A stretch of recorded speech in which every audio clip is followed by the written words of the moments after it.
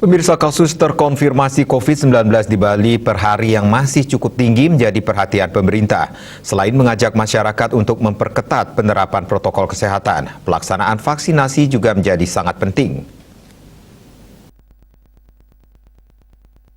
Kepala Dinas Kesehatan Bali, Dr. Ketut Suarjaya menegaskan ada 3 penyebab mengapa kasus COVID-19 di Bali terus meningkat tajam. Ketiga penyebab itu adalah pertama adanya COVID-19 yang bersumber dari varian Delta, mobilitas masyarakat yang tinggi dan masih adanya kerumunan di sejumlah wilayah di Bali.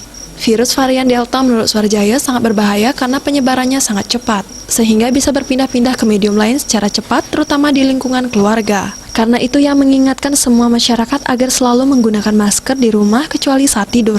Karena sedikit saja kita lengah, maka salah satu keluarga kita yang imunnya lemah akan diserang oleh virus Delta. Selain mobilitas tinggi, masih banyaknya kerumunan juga menjadi penyebab.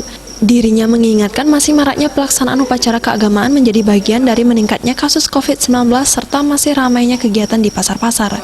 Ia juga berpesan kepada semua PD pasar yang ada di Bali agar selalu menerapkan prokes ekstra ketat serta mengimbau agar mengajak masyarakat melakukan vaksinasi. Untuk itu, Suarjaya berharap masyarakat bisa terus menerapkan prokes dengan ketat sehingga penyebaran pada klaster keluarga bisa diminimalkan. Karena saat ini diakuinya penyebaran di klaster keluarga dan klaster acara adat agama masih tinggi.